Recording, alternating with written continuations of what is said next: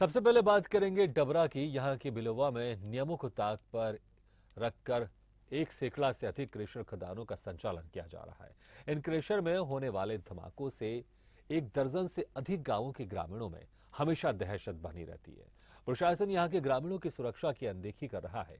यहाँ के 1 दर्जन से अधिक गांवों के हजारों ग्रामीण अपने आप को हमेशा असुरक्षित महसूस करते हैं। हाल ही में ऐसे एक बड़ा हादसा 13 अक्टूबर को होते होते बचा है, जहां ग्राम उदलपाड़ा से लगी एक क्रेशर खदान में खदान संचालक द्वारा किए गए ब्लास्ट से कई ग्रामीणों के घरों की छत की पट्टियां टूट गई। वहीं गांव में ही बना हनुमान जी का मंदिर भी ध्वस्त हो गया।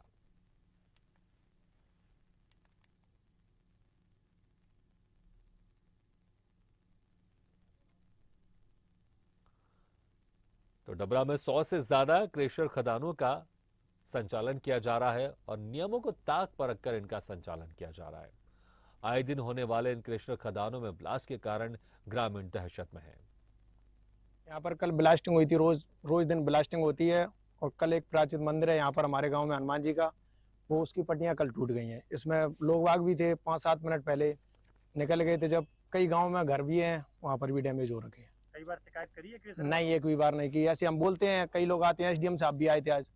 उन्होंने बोला, हाँ उन्होंने बोला कि आप कार्रवाई करोगे तो हम कार्रवाई करेंगे।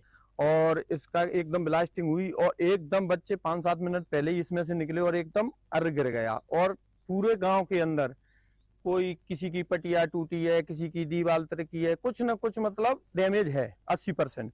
हर मकान अधिकारी क्या कह रहे हैं? अधिकारी आ गए थे, बोले उचित कार्रवाई करेंगे, जांच करेंगे। यहाँ पर कल ब्लास्टिंग हुई थी। रोज रोज तो डबरा में आपने देखा वहां के जो ग्रामीण हैं वो किस तरह से दहशत में हैं और लगातार मांग भी कर रहे हैं कि कोई कार्रवाई की जाए इन क्रेशर खदानों पर, लेकिन अभी तक कार्रवाई नहीं हो रही है। और ग्राम उदलपाड़ा की ये तस्वीर भी आप देख रहे हैं, जहां पर हनुमान मंदिर की छत गिर गई है, वो भी क्रेशर खदानों में ब्लास्ट के कारण।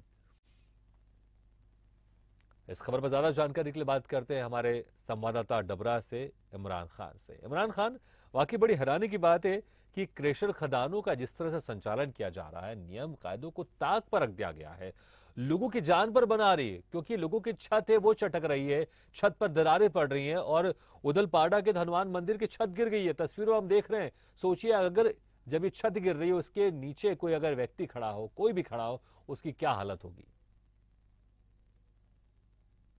इमरान, आवाज आ रही है आपको हमारी? देखिए भागीरथी, मैं आपको बता दूं कि ग्वालियर के बिलुआ में संचालित हो रही है करीब 1 सैकड़ा से अधिक क्रेशरों की खदानों को देखते हुए यहाँ पर जो ग्रामीण है, करीब 1 दर्जन से अधिक गांव यहाँ पर लगते हैं। और उन सभी गांव के ग्रामीण 24 घंटे अपने ऊपर संकट के बादल यानी कि मंडराते रहते हैं उनके ऊपर, और वो ये पता नहीं होता कि कब क्या हादसा हो जाए। अभी हाल ही की अगर मैं बात करूं भागीरथी, तो 13 अक्टूबर गुरुवार को ग्राम उदलपाड़ा में एक ब्लास्ट हुआ और ब्लास्ट को लेकर वहां पर प्राचीन हनुमान जी का मंदिर है वो क्षतिग्रस्त हो गया, यानी कि छत गिर गई। कई लोगों के घरों में भी दहशत, मतलब एक जो ब्लास्ट हुआ था उससे कहीं ना कहीं हल्की फुल्की सी दहशत वहां पर भी पहुंची और ग्रामीण अपने आप को असुरक्षित महसूस करते हैं। और बिलुआ में अक्सर देखा जाता है भागीरथ जी की यहाँ पर 1 सैकड़ा से अधिक क्रेशर जो है, गिट्टी बनाने की क्रेशर जो है संचालित हो रही है। लेकिन प्रशासन आखिरकार पता नहीं क्यों आंख मूंछ के बैठा हुआ है। यानी कि अगर प्रशासन की बात करें तो इससे पहले कभी ऐसी कार्रवाई वहां पर देखने को नहीं मिली है, क्योंकि आए दिन ब्लास्ट होते हैं और ब्लास्टों से कहीं ना कहीं वहाँ की जो खेतियां हैं, अगर खेतों की बात करूं तो जो किसान है, वहाँ के ग्रामीण है जो खेती करते हैं वहाँ पर भागीरथ जी, वो उनके जो केमिकल की वजह से उनकी खेती भी नष्ट हो जाती है और ग्रामीण अपने आप को भी असुरक्षित महसूस करता है। प्रशासन कार्रवाई क्यों नहीं करता, सवाल खड़े होते हैं लगातार। आखिरकार 1/2 सैकड़ा से अधिक तो ऐसी बिल्कुल इमरान, यहाँ पर सवाल तो खड़े होंगे कि अगर जब इस तरह से परेशानी हो रही है, जहां पर इंसानों की जान पर बना रही है, उसके बावजूद भी इन क्रेशर खदानों पर कार्रवाई नहीं हो रही है, तो सवाल तो जरूर पूछा जाएगा और सवाल तो यहाँ पर उठते हैं। इमरान, आप बने रहिए हमारे साथ। इस वक्त हमारे साथ कांग्रेस विधायक सुरेश राजे जी भी जुड़ गए हैं। सुरेश राजे जी, आपका बहुत बहुत स्वागत है हमारे इस खास कार्यक्रम में। सुरेश राजे जी, क्या कहेंगे आप? देखिए 100 से अधिक क्रेशर खदानों पर जिस तरह से संचालन किया जा रहा है उनका वहां पर, और ब्लास्ट हो रहा है खदानों पर, और नियमों को ताक पर रखकर, क्योंकि नियम तो ये नहीं कहते ना कि आप जो काम कर रहे हैं उससे दूसरों को नुकसान पहुंचाया जाए। लेकिन यहाँ पर जो क्रशर खदानों में ब्लास्ट हो रही है उसका असर आसपास के ग्रामीणों के घरों पर हो रहा है। मंदिर की छत गिर जा रही है, चटक जा रहे हैं, छत पर दरारें पड़ रही हैं, वो भी कभी भी गिर सकते हैं। ऐसे में यहाँ पर जान पर बन आ रही है, लेकिन प्रशासन कार्रवाई नहीं कर रहा है। क्या कहेंगे आप? देखिए आदरणीय, मैं आपके माध्यम से, जब मैं 2020 में विधायक बना, हाँ, मैं सदन में पहुंचा, मैंने ये मुद्दा सदन में उठाया। मैंने शासन प्रशासन दोनों के स्तर पर ये पूरा का पूरा आपको संज्ञान में लाने का प्रयास किया है। और सिर्फ ये ब्लास्ट का मामला नहीं है, यहाँ का जनजीवन पूरी तरह, आप देखिए आसपास की खेती बर्बाद हो रही है।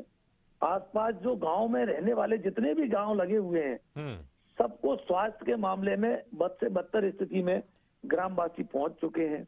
और यहाँ ब्लास्ट के साथ साथ कितना बड़ा अवैध कारोबार है क्रेशर मार्केट का, आप इसका अंदाजा इससे लगा सकते हैं कि एक दिन में जितने हजारों ट्रक निकलते हैं, मैं समझता हूँ आरटीओ बैरियर लगाने के नाम पर भी 1-8 लाख रुपए रोज की अवैध वसूली यहाँ की जाती है। जब आरटीओ बैरियर की भी बात की कि ये क्यों लगा है, इसकी चेकिंग किस आधार पे, आपको मैं कितने वीडियोस दे सकता हूं कि उस बैरियर से जो ओवरलोडिंग ट्रक निकलते हैं, जो गिट्टी ओवरलोडिंग होती है, वो गिट्टी निकलते हैं तो राहगीर चलते, कई बार बाइक वाले, कई गाड़ियों के 4 व्हीलर के शीशे दुर्घटनाग्रस्त हुए हैं। लेकिन न तो आरटीओ स्तर पर, न कोई पुलिस विभाग स्तर पर, न कलेक्टर एसडीएम स्तर पर कोई कार्रवाई आज तक इस मार्केट तो पर आप नहीं क्या हुई। देख रहे हैं सुरेश राजे जी, आप क्या देख रहे हैं कि जब साफ दिखाई दे रहा है कि यहाँ पर नियमों को ताक पर रखकर इस तरह से कार्रवाई की जा रही है, यहाँ पर क्रशर खदानों का संचालन किया जा रहा है, और जो आपने कहा जो परिवहन हो रहा है वो भी खदानों से निकले जो वहाँ के जो भी सामान है जब निकल के जाते हैं, परिवहन होते हैं, वो नियमों को ताक पर रखकर हो रहे हैं। तो कार्रवाई क्यों नहीं हो रही? आखिर कहाँ पर समस्या आ रही है? आप क्या लगता है आपको? देखिए, बगैर सरकार की मिली भगत के, बगैर प्रशासनिक सहयोग के कहीं कोई अवैध खदान नहीं चल सकती, संचालित नहीं हो सकती।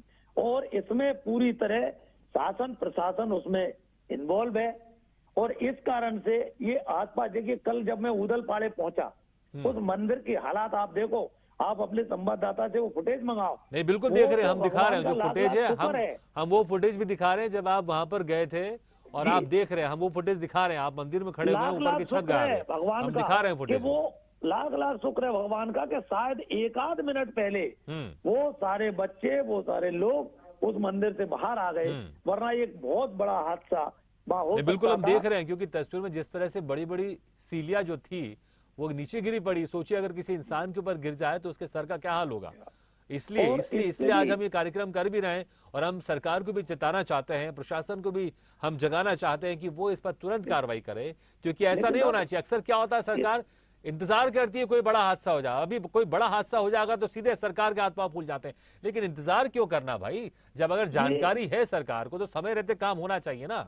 इसमें क्या है साहब, नंबर कहीं है, खुदाई कहीं हो रही है, और इतनी गहरी खाइयां हो गई हैं कि मैं कह रहा हूँ भगवान न करे कोई उस खाई में इस तरह का हादसा हो जाए तो आप क्रेनों से भी आपको ढूंढने पर भी इंसान नहीं मिलेंगे उन खदानों में। ये मतलब इतने बड़े पैमाने पर ये पूरा का पूरा। अच्छा सुरेश राजे जी, मुझे ये बताइए कि जब बीच में तकरीबन 1.5 साल की आप लोग की भी सरकार थी मध्य प्रदेश में, ठीक है, और आपने कहा कि जब आप विधायक थे वहां पर 2019 में चुनाव हुआ था, वहां से आप विधायक थे, बीच में आप लोग की सरकार रही है 1.5 साल। विधायक नहीं था उस समय, इमरती देवी जी वहां से विधायक थी। ठीक, मैं आपकी जानकारी में डालूं, ठीक, मैं 2020 के चुनाव में ठीक है, 2020 का आप जिक्र कर रहे हैं, ठीक है, 2020 का जिक्र कर रहे हैं, तो तकरीबन जो 1.5 साल की अगर मैं बात करूं, ठीक है ना, कांग्रेस की सरकार थी, तो क्या कांग्रेस की सरकार ने उस वक्त ध्यान नहीं दिया?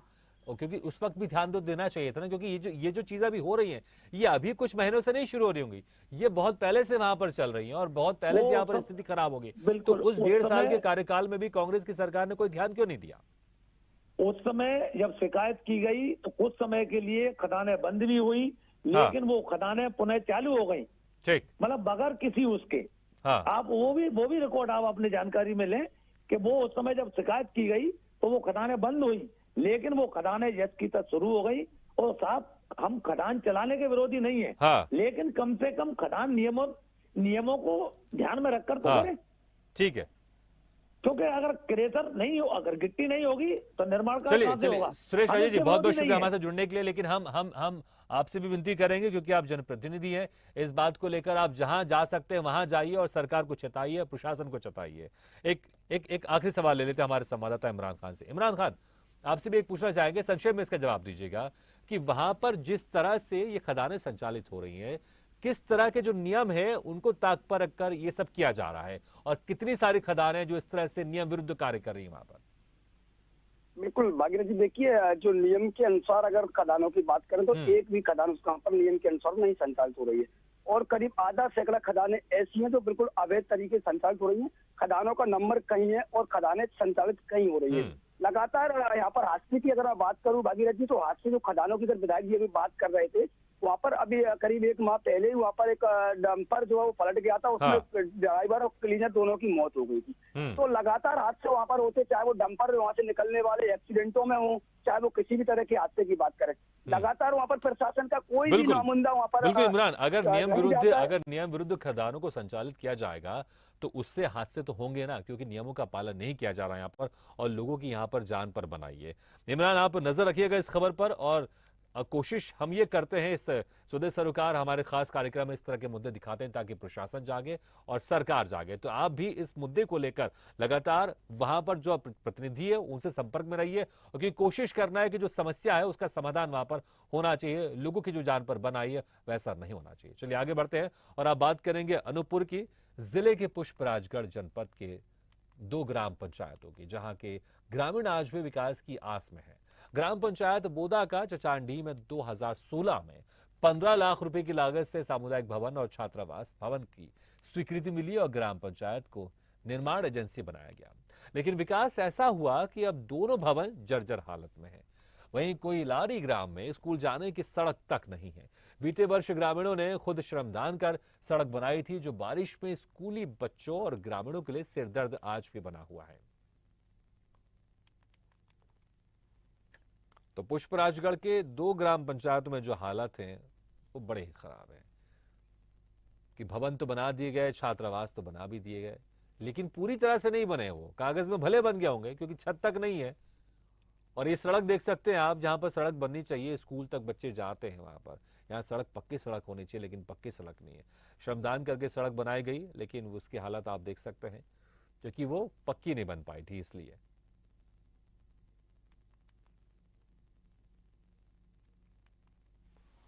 और ये वो सामुदायिक भवन और छात्रावास भवन है जिसकी हालत आप देख सकते हैं।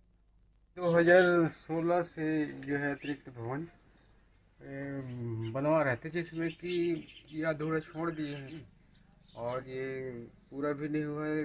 टॉप लेवल तक वैसे ही पड़ा है एकदम से और खराब गुणवत्ता टाइप के बनाया गया है। वोट की नहीं कदम बता रहे हैं और जब हमारे यहाँ के समस्या कोई नहीं देख रहे हैं। आपके यहाँ नेता आते हैं? यहाँ नेता आते हैं तो क्या करते हैं? काहे के लिए आते हैं? देखने के लिए आदमी का के लिए आए। हमारे यहाँ जो संकट है, तकलीफ है, वो नहीं देख रहे हैं तो वोट के लिए तो नहीं आते हैं तो क्या के लिए आते? हम लोग गंदा पानी पीते हैं और ये जो हमारे बहनें बोलना चाहते तो माइके बंद कर देते हैं। ये स्थितियाँ ये बना करके रखे हैं और ये नहीं चाहते कि जनजातीय समाज के लोगों का विकास हो, ये मुख्य धारा पर जुड़ सके। आज भी वो चाहते हैं कि लंगोटी लगा लें, वो यहाँ फोटो खींचे और बाहर ले जाके दिखाएं कि जनजातीय लोग ऐसे जीवन जी रहे हैं। ये इनका है। इसकी लगभग 27-28 परिवार है वहाँ पर बेगा। इस गांव में एक आश्रम है बच्चों के लिए जहाँ पर बच्चे पढ़ाई करते हैं, एक स्कूल है माध्यमिक विद्यालय तक का, और एक अतिरिक्त कक्ष का भवन का एक इशू जरूर आया था जो काफ़ी समय पहले स्वीकृत हुआ था 2013-14 में, और उसकी कुछ शिकायतें भी आई थी। वहाँ पर वो निर्माण कार्य कंप्लीट नहीं हुआ था। ट्राइबल डिपार्टमेंट का कुछ पैसा गया था सीधे पंचायत को और उसमें उन लोगों ने काम नहीं किया था और वो रुका हुआ है वहाँ पर। हमारे संज्ञान में भी आया है और हमने इसमें विधिवत जांच करने के लिए इसमें निर्देश भी जारी कर दिए हैं इसमें कि निर्माण क्यों नहीं हो पाया और जिन लोगों ने निर्माण नहीं किया है उसमें उसकी वसूली वगैरह भी होगी वहाँ पर। बाकी जो दूसरा गांव आपने बताया है तो उसको एक बार मैं चेक करूँगा और जिस भी मत से संभव